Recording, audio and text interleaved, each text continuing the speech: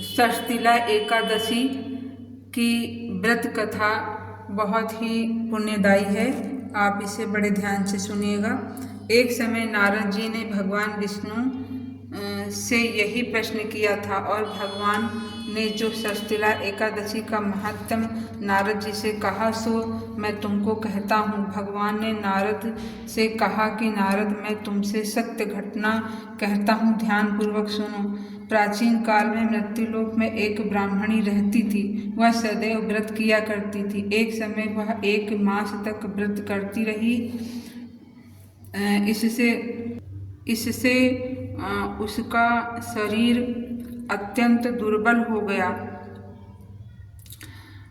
यद्यपि वह अत्यंत बुद्धिमान थी, तथापि उसने कभी देवताओं या ब्राह्मणों के निमित्त अन्न या धन दान नहीं किया था। इससे मैंने सोचा कि ब्राह्मणी ने व्रत आदि से अपना शरीर शुद्ध कर लिया, अब इसे विष्णु लोक तो मिल ही जाएगा, परंतु इसने कभी अन्न का दान नहीं किया।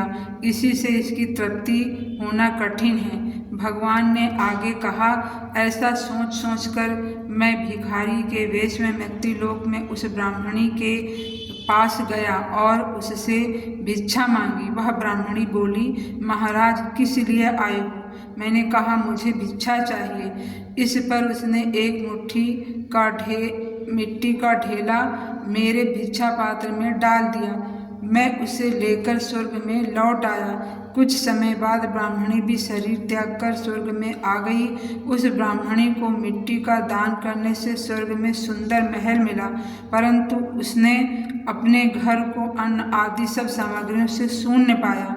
घबरा कर वह मेरे पास आई और कहने लगी कि भगवान, मैंने अनेक व्रत आदि से आपकी पूजा की, परंतु फिर भी मेरा घर अन्न आदि सब वस्तुओं से शून्य है। इसका क्या कारण है? इस पर मैंने कहा, पहले तुम अपने घर जाओ, देव स्त्रियां आएंगी तुम्हें देखने के लिए। पहले उनसे षष्ठीला एकादशी का पुण्य और विधि सुन लो, तब द्वार खोलना।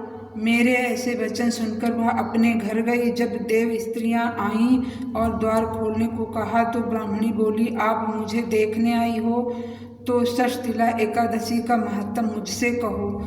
उनमें से एक देवी स्त्री कहने लगी कि मैं कहती हूँ। जब ब्राह्मणी ने षष्ठीला एकादशी का महत्व सुना तब द्वार खोल दिया। देवांगनाओं ने उसको देखा कि न तो वह गांधर्वी है न आसुरी है, वरन पहले जैसी मानुषी है। वह ब्राह्मणी ने उसके कथनानुसार षष्ठीला एकादशी का व्रत किया।